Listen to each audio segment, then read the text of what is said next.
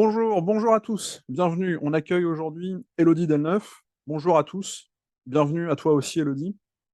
Comme tu le Merci, sais, bonjour. je cherche à donner le maximum de tuyaux sur LinkedIn pour permettre aux gens d'optimiser leur temps, pas seulement mes clients, mais vraiment tout un chacun.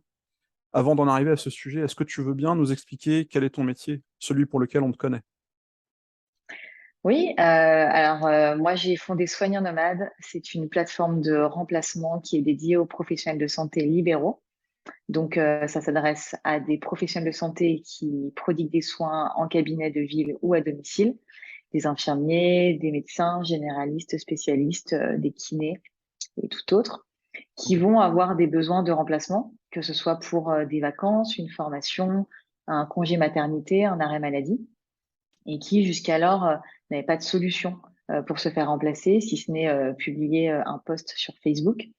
Donc la plateforme, elle est là, c'est pas un site de petite annonce, c'est un véritable outil de matching qualitatif qui va mettre en relation les critères d'un titulaire ou d'un collaborateur en cabinet avec les critères et les envies d'un remplaçant en libéral qui recherche une mission.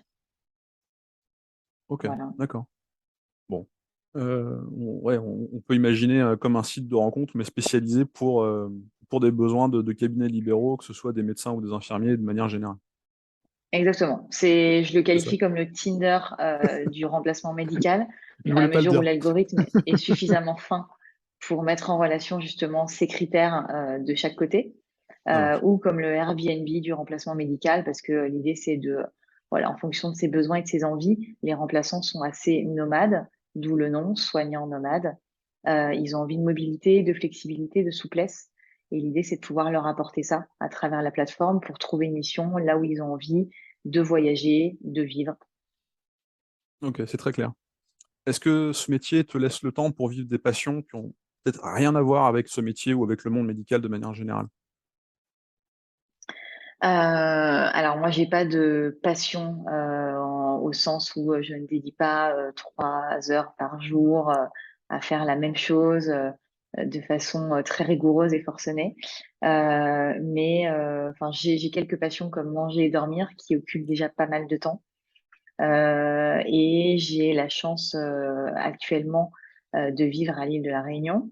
Donc, c'est une île qui propose beaucoup d'activités sportives qui ne sont pas que maritimes d'ailleurs, hein. C'est une île volcanique, donc il y a beaucoup de choses à faire en termes de randonnée par exemple. Donc oui, c'est des choses qui me plaisent et pour lesquelles enfin, je libère du temps pour m'accorder des moments aussi en dehors de mon bureau que vous voyez juste là. Ok. Alors, pour faire le lien entre les deux, quel serait ton secret ou ta méthode pour bien gérer ton temps, pour vivre autant de ces petites passions, de ces plaisirs-là, sans délaisser ton métier et puis les obligations qui vont aller avec et qui pourraient servir les personnes qui nous regardent? Alors moi, j'ai découvert le no-code l'été dernier, Ok. donc été 2021. C'est vraiment le no-code, je pense, qui me permet aujourd'hui de concilier correctement performance, efficience et qualité de vie aussi personnelle, dans la mesure où le no-code, en fait, c'est ce qui permet à des gens comme moi qui ne savent pas écrire une ligne de code d'automatiser des choses comme on pourrait le faire avec le code, mais à travers des outils qui proposent des petits plugins qu'on va pouvoir mettre en connexion les uns avec les autres pour automatiser des tâches, notamment. Donc, c'est des outils que j'utilise pour automatiser ce que je vais faire, une tâche que je vais répéter 10 fois, 15 fois, 20 fois.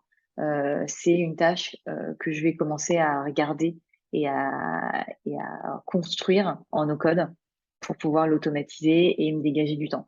Alors, c'est pas aussi simple que ça dans la mesure où déjà le faire en no-code, c'est pas toujours évident.